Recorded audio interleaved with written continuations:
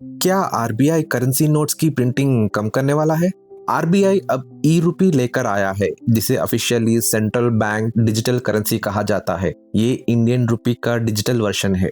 अगर यूपीआई पहले से है तो ई रूपी की क्या जरूरत है? इसे बिल्कुल ऐसे समझो जैसे आपके वैलेट में पेपर कैश होता है, बस फर्क इतना है कि ये आपके मोबाइल फोन में होता है। ये डायरेक्टली आरबीआई के द्वारा इशू किया जाता है, इसलिए ये लीगल टेंडर है। यूपीआई और ई रूपी में क्या अंतर है? एक एग्जाम्पल से समझो। अगर 500 रुपए की पिज्जा के लिए आपको पे करना है तो यूपीआई ट्रांजैक्शन में पैसा आपके बैंक अकाउंट से निकलकर पिज्जा शॉप के बैंक अकाउंट में जाता है। इसके बीच में बैंक्स और बैंक सर्वर्स इन्वॉल्व होते हैं। लेकिन डिजिटल रुपी पेमेंट में पैसा आपके डिजिटल वैलेट से सीधा शॉप के डिजिटल वैलेट में ट्रांसफर होता है। बीच में ना कोई बैंक होता है ना कोई सर्वर। अब सवाल ये है कि ई रूपी यूपीआई से बेहतर कैसे होगा? यूपीआई ट्रांजैक्शंस में बैंक सर्वर्स का रोल होता है।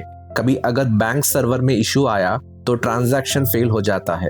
लेकिन डिजिटल रूपी में कोई बैंक इंटरमीडियरीज नहीं होते, सिर्फ एक दूसरे के क्यूआर कोड स्कैन करके ट्रांजैक्शन हो जाता है। आरबीआई की कोशिश है कि ट्रांजैक्शन सिर्फ ब्लूटूथ और नियर फील्ड मोड से हो जाए, वो भी बिना किसी इंटरनेट के। सोचिए, अगर आप किसी रिमोट लोकेशन में हैं जहां इंटरनेट सर्विस नहीं है, तब भी आप पेमेंट कर पाओगे। इससे कैश प्रिंटिंग और लॉजिस्टिक्स का खर्चा कम हो सकता है, जिससे टैक्स पेयर्स के पैसे की लॉन्ग टर्म सेविंग्स हो सकती है।